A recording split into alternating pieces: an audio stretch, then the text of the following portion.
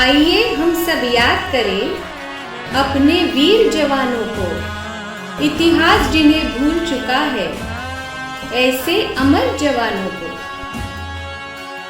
आइए हम सब याद करें अपने वीर जवानों को। नमस्कार, मेरा भारत महान ये नई मालिका में हम आपका स्वागत करते हैं।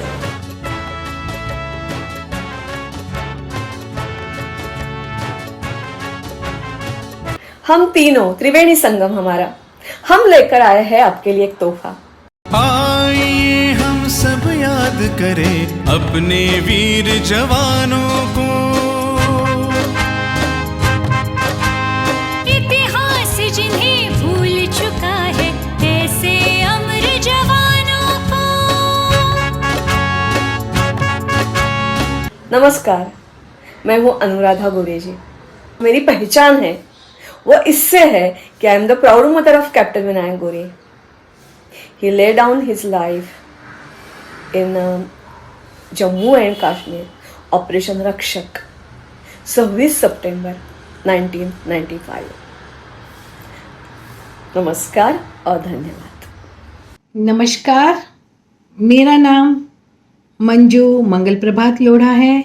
मैं एक कवयित्री हूँ, लेखिका हूँ, फिलैंथ्रोपिस्ट हूँ तथा अनेक सामाजिक संस्थाओं से जुड़ी हुई हूँ। मैंने अब तक 11 पुस्तकें लिखी हैं और इनमें से मेरे दिल के जो सबसे करीब है वह है परमवीर चक्र अवार्ड डायरी। इसमें मैंने अपने देश के वीर जवानों की गाथाएं लिखी हैं जिन्हें परमवीर चक्र मिला है।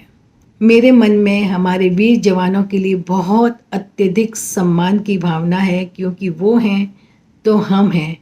उन्हीं की वजह से हम घरों में चैन की नींद सोते हैं। मैं अपने देश के सारे जवानों को नमन करती हूँ। आइए हम सब याद करें अपने वीर जवानों को।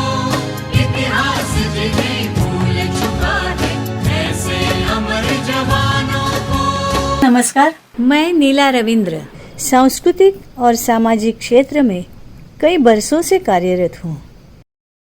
लोकमान्य सेवा संघ पार्ले 100 साल की संस्था है। इस संस्था में शहीद दिन का कार्यक्रम करने का मौका मुझे मिला, मानवंदना, जो मेरे लिए इस वीडियो की प्रेरणा है। इसके लिए आज हम आए हैं शौर्य दालन में।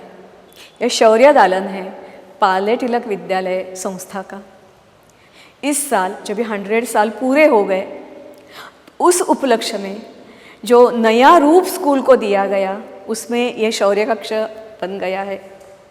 उसके लिए हम स्कूल के आभारी हैं। ये मालिका की शुरुआत हम 26 जुलाई से करने वाले हैं। कारगिल का ये विजय दिवस है। कारगिल ही हमने क्यों चुना? क्योंकि हाल ही के लड़ाई में बड़ी लड़ाई जो बोलते हैं वो यही है। 26 जुलाई को तोहफे बंद पड़ गई, सारी जगह सुनसान शांतता हो गई। सारे सोल्जर्स अपने अपने घर के लिए जाने के लिए तैयार थे। हम आनंद मना रहे थे, विजयोत्सव मना रहे थे। फिर भी जो इस युद्ध के जानकार हैं वो बोलते हैं कि एक ऐसी लड़ाई है कि भारत जीत कर भी हार गया और पाक हार कर भी जीत गया। क्यों? पाक का जो मकसद था वो तो उसने पूरा कर दिया। कश्मीर का इशू सारे जग तक लेकर गया। और इतना ही नहीं, तभी जो चलता था घुसपैठ, आतंकवाद, वो आज तक भी शुरू है। इसलिए हमने सोचा कि उस दिन से शुरुआत करेंगे और लोगों को कारगिल के जो हीरो है उससे प्रेरणा मिले। दुश्मन को पहले रोका, फिर कर गए जो जीवन कुर्बान, जिनकी ना है कोई समाधि, ना ही किसी पत्थर पर नाम।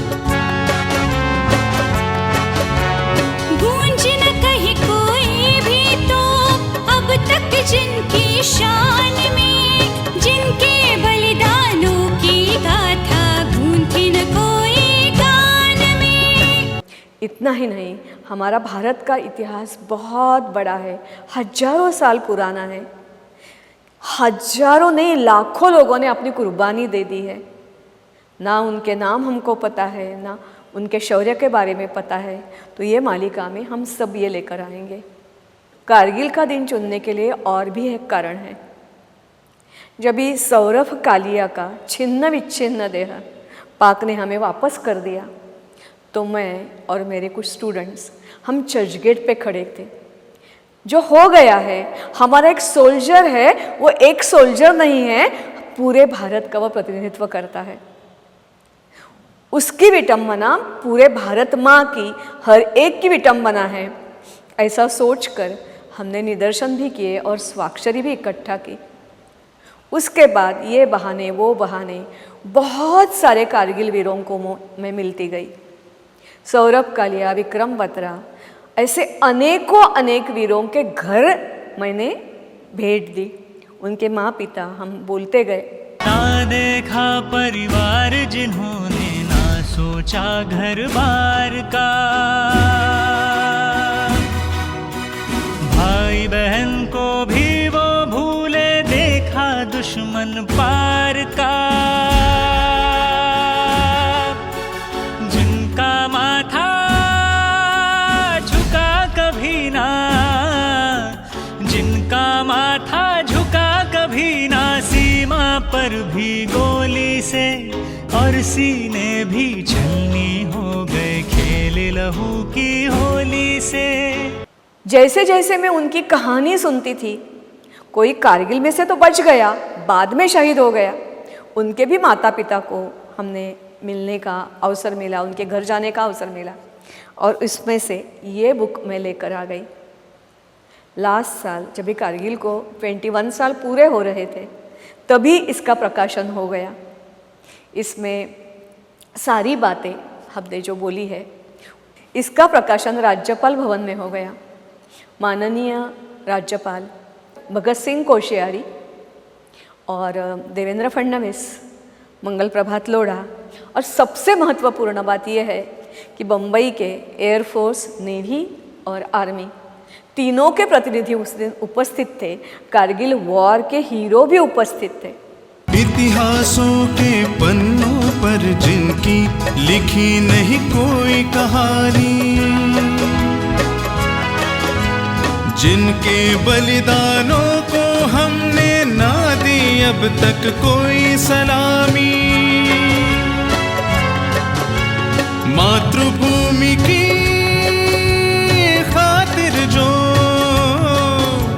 मातृभूमि की खातिर जो कर गए अपने शीश का दान, दीवाने आजादी के थे वे रख गए भारत का मान। मुझे कारगिल के बारे में इतना लगाव क्यों? जैसे मैंने बोला वैसे ही 4 मेरे ऐसे स्टूडेंट्स हैं, उन्होंने कारगिल वॉर में हिस्सा लिया था।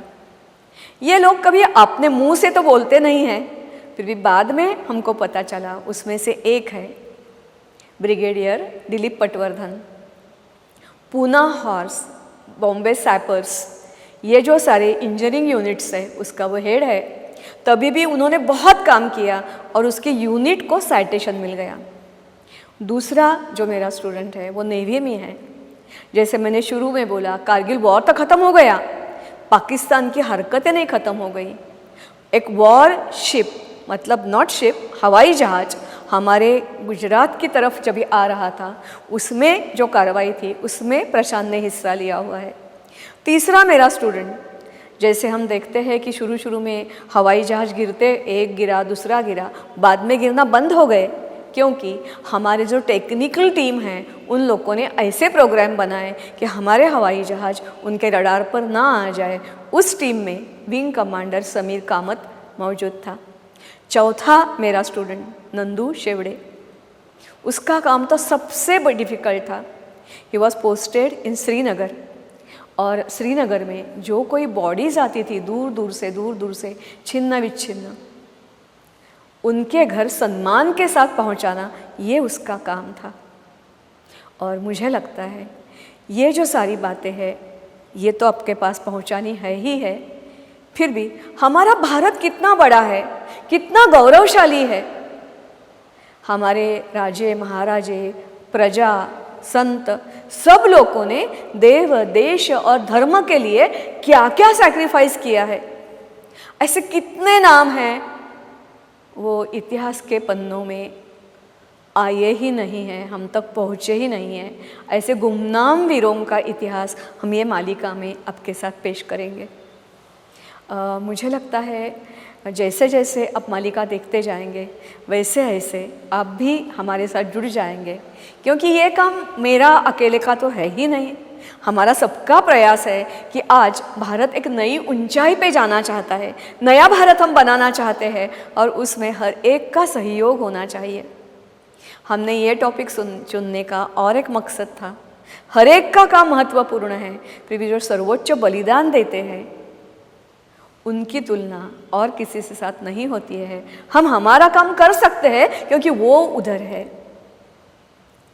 ये हमारे जो स्कूल के स्टूडेंट्स हैं जो आर्मी, नेवी या एयरफोर्स में थे, उनके ये फ़ोटो है। ये हमारे सारे स्टूडेंट्स हैं, इससे भी ज़्यादा किसी के फ़ोटो नहीं है। कोई आर्मी में है, कोई नेवी में है, कोई एयरफोर्स में है। इसमें गोवा मुक्ति संग्राम, 65 वॉर, 71 और 99 सब में इन लोगों ने हिस्सा लिया है। और सी फर्स्ट एंड स्ट्राइक फर्स्ट और एयरफोर्स का मॉडर्नाइजेशन का आग्रह जिसने रखा था वो सबसे ऊपर आपको दिख रहे हैं air chief marshal Pradeep Naik. और हमारे 2 स्टूडेंट्स ऐसे हैं जिन्होंने अपने देश के लिए कुर्बानी दे दी है। ये हमारे मार्टियर स्टूडेंट्स हैं जिन्होंने देश के लिए सर्वोच्च बलिदान किया। पहला है लेफ्टिनेंट मकरंद घाणेकर, वो शुरू में 7वीं कक्षा से ही राष्ट्रीय प्रबोधिनी में गया था और 71 वॉर के टाइम वो इंटेलिजेंस में था, तब भी उसने सर्वोच्च बलिदान किया है। ये कैप्टन विनायक विष्णु गोरे, ये ग्रेजुएट करके गया हुआ था।